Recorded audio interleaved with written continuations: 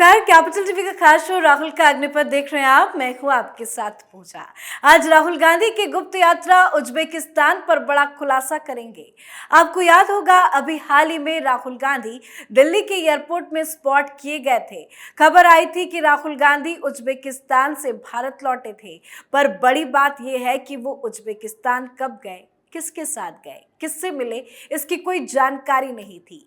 पता तब चला जब वो उज्बेकिस्तान से भारत लौटे। पर अब राहुल गांधी के इस गुप्त यात्रा को लेकर बड़ा खुलासा हुआ है और खबर ये सामने आ रही है कि राहुल गांधी ने उज्बेकिस्तान में एक अमेरिकी महिला से मुलाकात की है।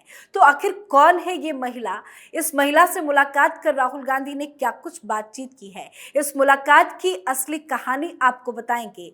मेरे साथ स्टूडियो में मौजूद है कैपिटल टीवी के एग्जीक्यूटिव एडिटर राजीव जी। राजीव जी, बहुत बहुत स्वागत है आपका। धन्यवाद। राहुल गांधी ने उज्बेकिस्तान में किस महिला से मुलाकात की है? सबसे पहली बात तो यह है कि राहुल गांधी अचानक उज्बेकिस्तान गए क्यों जी। और इसकी चर्चा काफी समय से हो रही है, 3-4 दिनों से। ये 23-24 तारीख को यानी 23-24 अक्टूबर को वो उज्बेकिस्तान के दौरे पर थे। उस बीच उज्बेकिस्तान में कौन सी ऐसी घटना घट रही थी या किससे मिलने गए थे, इसके बारे में जानकारी इन्होंने नहीं दी और न ही किसी और सोर्सेस से इसकी जानकारी मिल पाई कि आखिरकार राहुल गांधी वहां गए क्यों थे।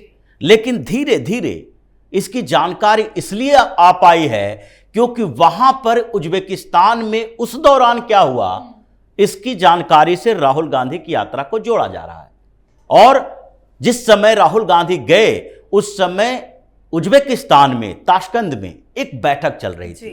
वो बैठक थी C5+1 यानी कि कजाकिस्तान, किर्गिस्तान, उज्बेकिस्तान, तजाकिस्तान और उसके साथ अमेरिका की एजेंसी जो है USAID यानी कि United state agency for international development. ये बात तो अंतरराष्ट्रीय डेवलपमेंट की करते हैं कि सारे देशों का डेवलपमेंट का ठेका अमेरिका ने उठा रखा है, लेकिन जहां अमेरिका घुसता है उसका अपना इंटरेस्ट होता है। अमेरिका किसी दूसरे के लिए काम नहीं करता बल्कि अपने लिए करता है। चाहे अफ्रीकी देशों में अमेरिका का इंटरवेंस हो या फिर अरब में अमेरिका का इंटरफेयर हो, हर जगह पर अमेरिका अपने फायदे के लिए जाता है। अरब में जाता है तेल के लिए, अफ्रीका में जाता है तेल गैस और वहां पर अपने मार्केट को बढ़ाने के लिए। इसी तरीके से एशिया में भी अमेरिका का इंटरेस्ट है और USAID जो है वो उसी इंटरेस्ट को पूरा करने का एक साधन है। इसलिए 5 देशों के साथ, ये सारे के सारे देश कौन हैं? मुस्लिम देश हैं। कजाकिस्तान हो, तजाकिस्तान हो, किर्गिस्तान हो, उज्बेकिस्तान हो, तुर्कमेनिस्तान हो, ये सारे मुस्लिम देश हैं, सेंट्रल एशिया के देश हैं। और वहां पर गैस प्रचुर मात्रा में है और वहां के विकास के लिए काम नहीं कर रहे बल्कि उन गैस के खदानों पर कब्जा करने के लिए वहां पर ये लोग इकट्ठा हुए थे। और उस USAID में जो एडमिनिस्ट्रेटर है, महिला है, वो बड़ी खतरनाक है। उसका नाम है सामंथा पावर। सामंथा पावर जो कि एक वार करस्पॉन्डेंट हुआ करती थी, वो जर्नलिस्ट थी। और वार करस्पॉन्डेंट का मतलब है कि वो युद्ध की नीतियों की जानकारी रखती हो। ये अलग अलग देशों में काम की है और उसके बाद धीरे धीरे ये राजनीति में एंट्री मारी। राजनीति में बराक ओबामा के साथ आई थी।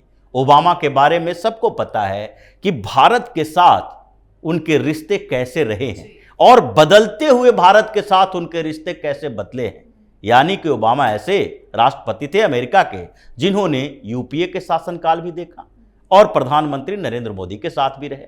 लेकिन ऊपर से दिखाने के लिए तो ये लोग यही बोलते रहे कि भारत और अमेरिका के बीच संबंध बहुत बेहतर है। लेकिन जैसे धीरे धीरे भारत मजबूत होता गया, प्रधानमंत्री नरेंद्र मोदी ने अपनी विदेश नीति बदली, किसी यूरोप अमेरिका के देशों के साथ घुटने टेकने से मना कर दिया, वैसे ही अमेरिका की नीति भी भारत के प्रति इंटरनली बदली है। यह डिप्लोमेसी है, डिप्लोमेटिक अप्रोच बदला है। ऐसा नहीं है कि पार्टनरशिप बदल जाएगा, क्योंकि अमेरिका के लिए भारत एक बड़ा मार्केट है।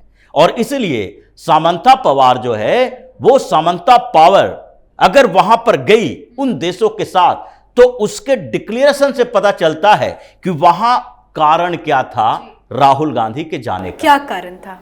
क्योंकि जो डिक्लेरेशन हुआ है C5+1 का, उसमें 3-4 मुद्दे को डिस्कस किया गया। एक मुद्दा था इसमें से ग्रीन एनर्जी, यानी कि जो एनर्जी के लिए अगर प्रोडक्शन किया जाता है तो उसमें इन्वायरमेंट को नुकसान नहीं होना चाहिए।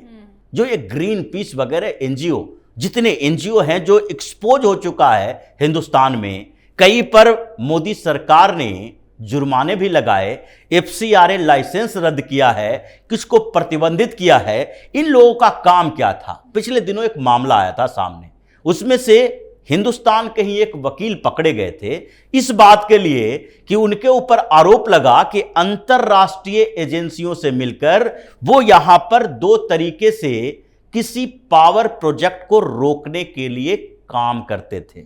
एक तो कानूनी तरीके से, मतलब वो पिटीशन दायर करते हैं हाई कोर्ट में, सुप्रीम कोर्ट में, कि ये जो प्रोजेक्ट है, अगर इस माइंस में यहां पर प्रोजेक्ट लाया जाएगा तो वहां पर लोगों को परेशानी होगी, इन्वायरमेंट खतरा में पड़ जाएगा, जंगल काटे जा रहे हैं। ये मुद्दे उठाकर सुप्रीम कोर्ट, हाई कोर्ट में याचिकाएं दायर करते हैं और उस पर स्टे लेते हैं उस प्रोजेक्ट पर।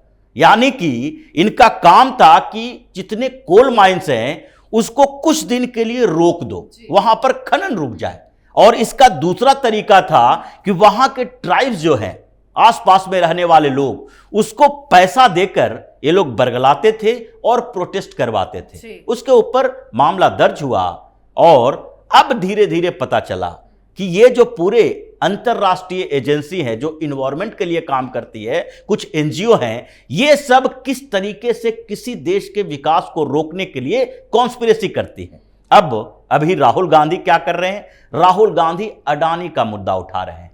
अडानी सबसे बड़े पावर प्रोड्यूसर हैं हिंदुस्तान के, यानी सबसे ज्यादा पावर सेक्टर में इनका इन्वेस्टमेंट है। हर जगह बिजली बनाने के लिए इनको ठेका दिया गया है, चाहे कांग्रेस शासित प्रदेश हो या भारतीय जनता पार्टी या उसके सहयोगी पार्टी के सरकारें हो, क्योंकि बड़े पावर प्रोड्यूसर के तौर पर अडानी निकले हैं और उसके लिए कोयले की जरूरत होती है। पिछले दिनों राहुल गांधी ने क्या कहा कि जो सिंगापुर से कोयला लाते हैं अडानी, उसका दाम बढ़ाकर पेश किया जाता है। यह भी उस पावर प्रोजेक्ट को रोकने का एक तरीका था, टूल्स था कि यह विवाद हो और विवादित होने के बाद वहां पर सरकार इंक्वायरी बिठाए कि सचमुच में ये कोयले का दाम बढ़ाकर बताते हैं, और अगर इंक्वायरी होगी तो पावर सप्लाई प्रभावित हो जाएगा। इसलिए ये बड़ी साजिश है अमेरिका जैसे देशों की, और वो सामंता पावर इसमें एक्सपर्ट है, क्योंकि उसने जो पढ़ाई भी की है वो डिप्लोमेसी में,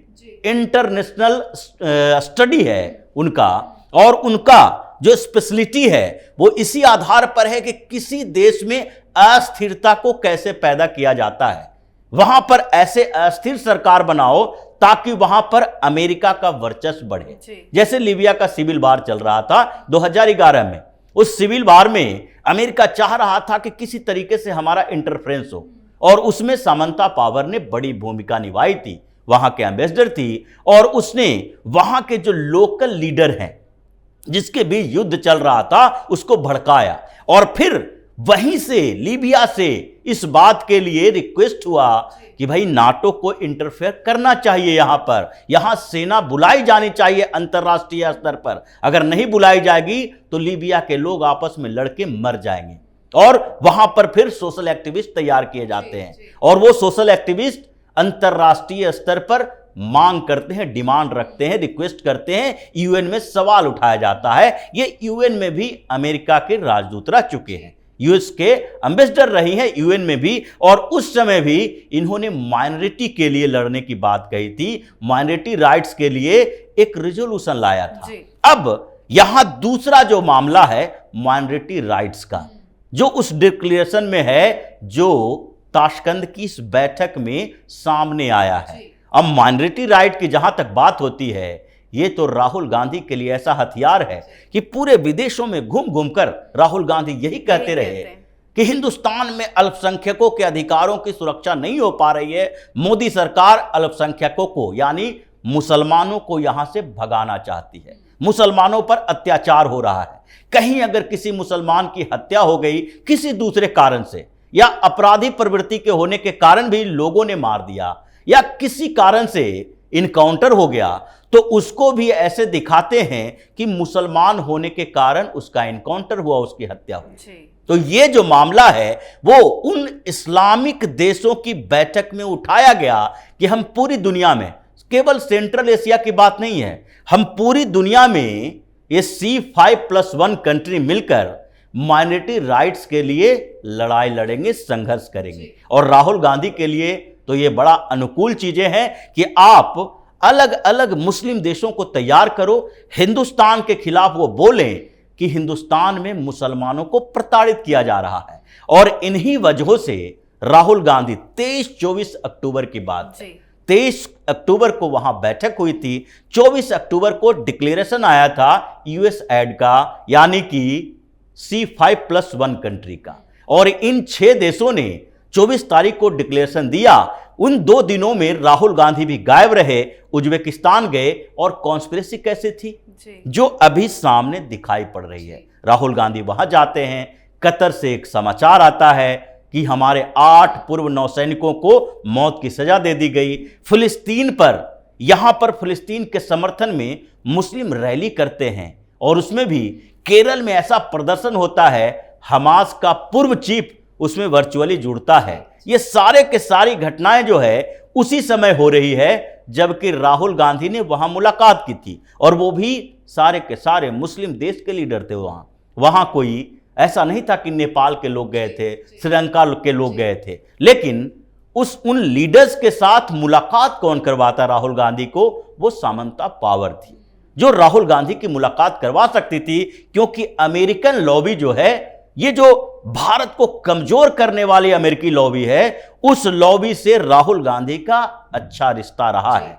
कांग्रेस पहले से भी वहां पर अच्छे रिश्ते के लिए जानी जाती रही है। और इसलिए जिस दिनों ये यूएस के ट्रिप पर गए थे, उसके बाद ये यूरोप गए थे, उसके बाद वो जो ब्रिटेन गए थे, हर जगह पर इन्होंने एक ही राग अलापा, और वो थी वर्तमान सरकार अल्पसंख्यकों को कुचल रही है, यहां पर संवैधानिक संस्थानें खतरे में है। ये तो बड़ी साजिश का हिस्सा है, क्योंकि उसी समय जब राहुल गांधी ने कहा था कि भारत में लोकतंत्र नहीं है, लोकतंत्र खतरे में है, संवैधानिक संस्थानों पर एक व्यक्ति विशेष का कब्जा है, यानी पीएम मोदी का कब्जा है। और ये सिचुएशन जब क्रिएट होता है तो अंतरराष्ट्रीय हस्तक्षेप की बात की जाती है। राहुल गांधी ने सीधे अमेरिका में डिमांड की थी कि डेमोक्रेसी के डिफेंडर जो हैं, जो डेमोक्रेसी को सुरक्षा देने वाले हैं, उन देशों को भारत में हस्तक्षेप करना चाहिए। ये सीधे देशद्रोह का मामला था, लेकिन अभी तक राहुल गांधी बचते रहे। अब इस बीच उज्बेकिस्तान में भी वो उसी महिला से बात करने गए थे जो उनकी आवाज बनके अमेरिका जाए। अमेरिका में वो मोदी विरोधी, जो मोदी विरोधी के नाम पर भारत विरोधी है, क्योंकि मोदी विरोध करने का मतलब अमेरिका के किसी डिप्लोमेट का मतलब होता है कि भारत को एक ऐसे कमजोर प्रधानमंत्री के नेतृत्व में रखो जो कि हमारे सामने घुटने टेक के रखे, हम जो कहें वो करने के लिए तैयार हो। आज स्थिति वैसी नहीं है। आज यूक्रेन रसिया वार में भी भारत ने अमेरिका और यूरोप को सीधे आंख दिखा दिया कि हम तुम्हारी बात नहीं मानेंगे। फिलिस्तीन इजराइल संघर्ष में भी, यूएन में भी भारत ने इजराइल का साथ दिया इनडायरेक्टली। तो इसका मतलब है कि भारत की विदेश नीति मजबूत हुई है, हम किसी के आगे झुकने वाले नहीं हैं। और ऐसे में अमेरिका को या यूरोप के कई देशों को लगता है कि हमारा एजेंडा भारत में कामयाब नहीं होगा, राहुल गांधी का सहयोग करो, कांग्रेस का सहयोग करो, ताकि ये लोग मिलजुल कर यहां पर 2024 में कांग्रेस की सरकार बनाए, राहुल गांधी जैसा प्रधानमंत्री बने, और फिर वो अपने उंगलियों पर इन लोगों को नचा सके। जो आपने समझाया, अगर एक एक डॉट्स को कनेक्ट करे तो ये राहुल गांधी का असली चेहरा है जो एक्सपोज्ड हो चुका है। बिल्कुल। बहुत बहुत धन्यवाद सर समझाने के लिए। धन्यवाद। तो राहुल गांधी के उज्बेकिस्तान दौरे पर बड़ा खुलासा हुआ है, कई तरह के सवाल खड़े भी किए जा रहे हैं। राहुल गांधी का असली चेहरा एक्सपोज्ड हो चुका है।